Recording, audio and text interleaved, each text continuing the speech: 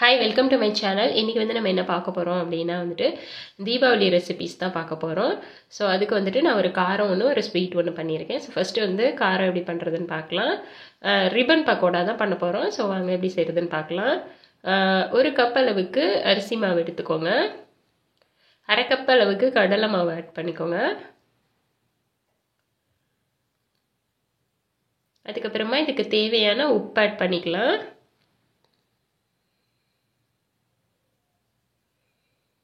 அப்புறமா கொஞ்சமாக எள்ளு ஆட் பண்ணிக்கோங்க.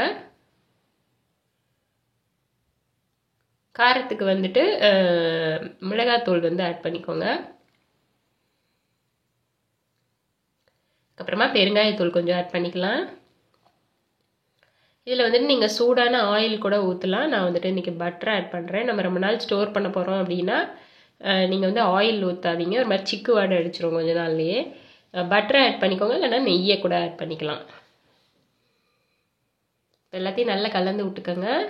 அந்த நெய் பட்ரு வந்து எல்லாத்துலேயும் படுற மாதிரி நல்லா மிக்ஸ் பண்ணிக்கோங்க. உப்பு எல்லாமே நல்லா மிக்ஸ் ஆகி ஈவனாக எல்லாத்துலேயும் கலக்கிற மாதிரி நல்லா கலந்து விட்டுக்கோங்க. இப்போ வந்து கொஞ்சம் கொஞ்சமாக தண்ணி ஆட் பண்ணி இதை நம்ம மாவு நல்லா பிசைஞ்சிக்கலாம்.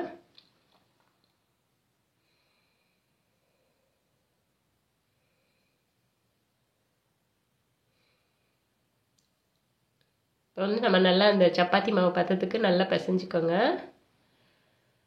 ஆனால் கொஞ்சம் லூஸாக தான் இருக்கணும். அப்போ தான் உங்களுக்கு புளியறதுக்கு ஈஸியாக இருக்கும். ரொம்ப டைட்டாக பிசைஞ்சிட்டிங்க அப்படின்னா உங்களுக்கு புளியவும் முடியாது, ஹார்டாகவும் ஆயிரும் உங்களுக்கு சாப்பிடும்போது.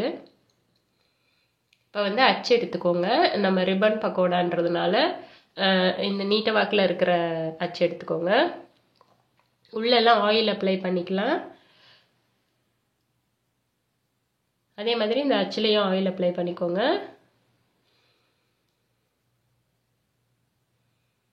இப்போ வந்து நம்ம மாவு அதில் சேர்த்துக்கலாம்.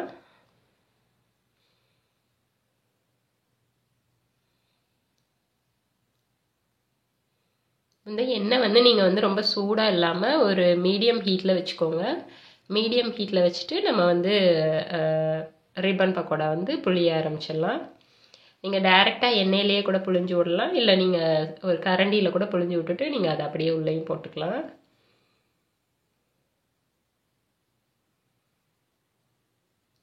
அடுப்பு வந்து லோவாகவே வச்சுக்கோங்க.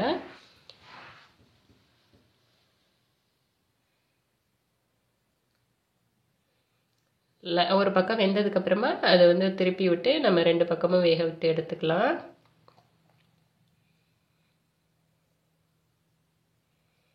இது நல்லா வெந்துருச்சு அப்படின்றதுக்கு உங்களுக்கு அந்த பபுள்ஸ்லாம் நல்லா அடங்கிரும். அதிலேயே நம்ம கண்டுபிடிச்சிடலாம். நம்ம வந்து கருகிராமல் நம்ம வந்து மீடியம் ஃப்ளேமில் இல்லை லோ ஃப்ளேமில் வச்சு நீங்கள் நல்லா பொரிச்சு எடுத்துக்கோங்க. ரொம்ப லோ ஃப்ளேமில் வச்சுட்டாலும் உங்களுக்கு எண்ணெய் குடிக்கும். அதனால் நீங்கள் மீடியமாக வச்சுக்கிட்டிங்கன்னா உங்களுக்கு கரெக்டாக இருக்கும். இப்போ வந்து ரெடி ஆயிடுச்சு ரிப்பன் பக்கோடா வந்துட்டு. இது போல் நீங்களும் ஸ்டோர் பண்ணி வைக்கிறது மாதிரி செய்கிறீங்க அப்படின்னா வந்துட்டு ஒரு 2 நாளைக்கு முன்னாடியே நம்ம செஞ்சுக்கலாம். நெக்ஸ்ட்டு வந்துட்டு ஸ்வீட் பண்ண போகிறோம். அது வந்துட்டு பாதுஷா தான் இன்றைக்கி நம்ம பண்ண போகிறோம். அதுக்கு வந்துட்டு நான் ஒரு 2 டேபிள் ஸ்பூன் வந்துட்டு பட்டர் எடுத்துக்கிறேன். அது வந்து மெல்ட் பண்ணிவிட்டு அதுக்கப்புறம் ஆட் பண்ணிக்கோங்க. 1 டேபிள் ஸ்பூன் தயிர் ஆட் பண்ணிக்கோங்க. கொஞ்சமாக பேக்கிங் பவுடர் இல்லை பேக்கிங் சோடா எது வேணால் ஆட் பண்ணிக்கோங்க. அப்புறமா ஒரு 1/4 டேபிள் ஸ்பூனுக்கும் கம்மியாக வந்துட்டு சால்ட் ஆட் பண்ணிக்கோங்க. இப்போ இது எல்லாத்தையும் நல்லா கலந்து விட்டுக்கலாம்.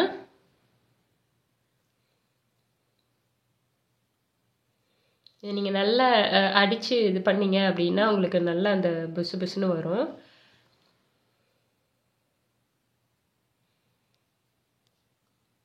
இப்போ நல்லா கலந்தாச்சு. இதுக்கப்புறமா இதில் வந்துட்டு நீங்கள் மைதா வந்து ஆட் பண்ணிக்கலாம். மைதா வந்துட்டு நான் 3 கப்பு இதில் ஆட் பண்ணுறேன்.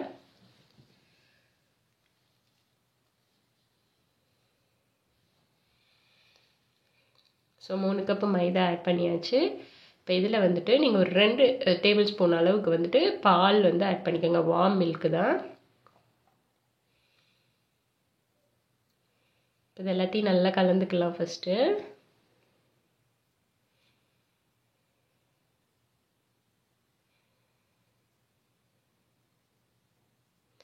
நல்லா எல்லாத்துலேயும் படுற மாதிரி நல்லா கலந்துக்கோங்க. இந்த மாதிரி ஹோல்டபிள் ஷேப் வர மாதிரி இருக்கணும். அதுக்கப்புறமா நம்ம தண்ணியை வந்து கொஞ்சம் கொஞ்சமாக தெளித்து நம்ம இது நல்லா பிசைஞ்சிக்கலாம். இது வந்து எப்படின்னா நீங்கள் இறுக்கி பிசையக்கூடாது. இது வந்துட்டு சப்பாத்திக்கெலாம் நம்ம வந்து நல்லா இறுக்கி பிசைவோம்ல, அது மாதிரி பிசையக்கூடாது. கொஞ்சம் கொஞ்சமாக தண்ணி விட்டு இது கொஞ்சம் லூஸாகவே பிசைங்க. ரொம்ப போட்டு அமுக்காமல் நம்ம அதை பிசைஞ்சு எடுத்துக்கலாம் எல்லாத்தையும்.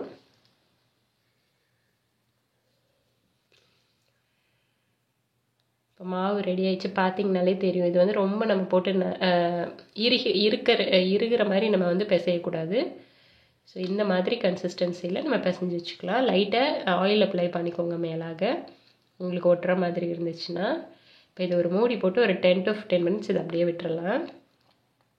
நெக்ஸ்ட்டு வந்துட்டு நம்ம வந்து சுகர் சிரப் வந்து ரெடி பண்ணிக்கலாம். நான் 2 கப் அளவுக்கு வந்துட்டு சர்க்கரை எடுத்திருக்கேன். அதுக்கு வந்து 1 கப் அளவுக்கு தண்ணி ஆட் பண்ணிக்கலாம்.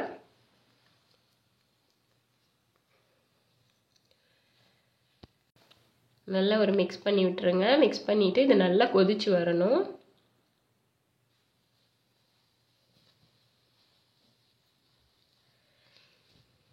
இப்போ நல்லா கொதிச்சு வந்துருச்சு. கொதிச்சதுக்கப்புறமா நீங்கள் வந்து இதை செக் பண்ணி பாருங்கள். இது வந்துட்டு இந்த ஒரு கம்பி பதம் வர்ற அளவுக்கு நம்ம வந்து இதை யூஸ் பண்ணிக்கணும். ஒரு கம்பி பதம் வந்துச்சுன்னா நீங்கள் அடுப்பை ஆஃப் பண்ணிடுங்க. இதுக்கு கூட வந்துட்டு ஏலக்காய் பவுடர் கொஞ்சோண்டும், குங்குமப்பூ கொஞ்சமும், இதோ வந்து ஆப்ஷனல் தான், நீங்கள் வந்து அதையும் ஆட் பண்ணிக்கோங்க. அதுக்கப்புறமா வந்துட்டு 1 tablespoon lemon juice add பண்ணிக்கோங்க.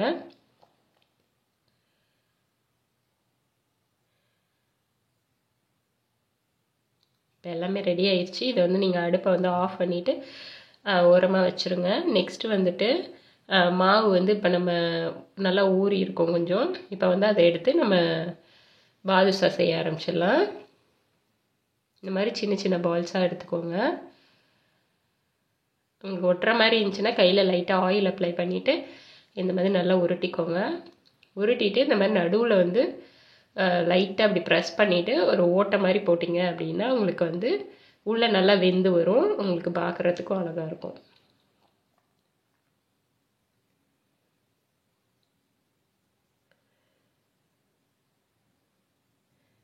ஸோ அதே மாதிரி நம்ம இருக்கிற எல்லா மாவையும் நம்ம வந்து ஃபஸ்ட்டே வந்து இந்த மாதிரி உருண்டை பிடிச்சி நம்ம ஹோல் போட்டு வச்சுக்கலாம். அப்போ தான் நம்மளுக்கு எண்ணெயில் பொரிக்கிறதுக்கு வந்துட்டு ஈஸியாக இருக்கும்.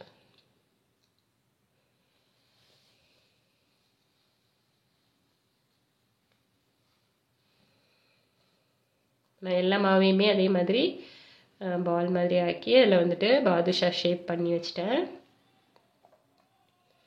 இப்போ எல்லாம் ரெடியாக இருக்குது. இப்போ நம்ம அடுப்பை வந்து ரொம்ப லோவாக வச்சுக்கோங்க. நம்ம ரிப்பன் பக்கோடாவுக்கு வந்து மீடியம் ஃப்ளேமில் வச்சோம். ஆனால் வந்துட்டு இதில் நீங்கள் வெரி வெரி லோ ஃப்ளேம்லேயே வச்சுக்கோங்க. அப்போ தான் வந்துட்டு அது நல்லா புஷ்ஷுன்னு எலும்பி அழகாக வெந்து வரும்.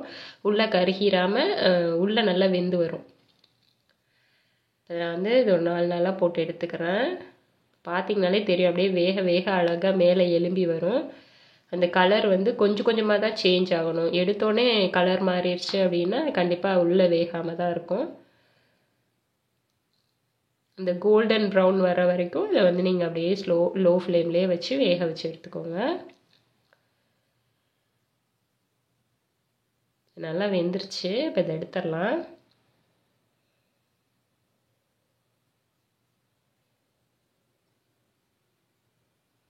அதே மாதிரி மீதி இருக்க எல்லாத்தையும் போட்டு பொரிச்சு எடுத்துக்கோங்க.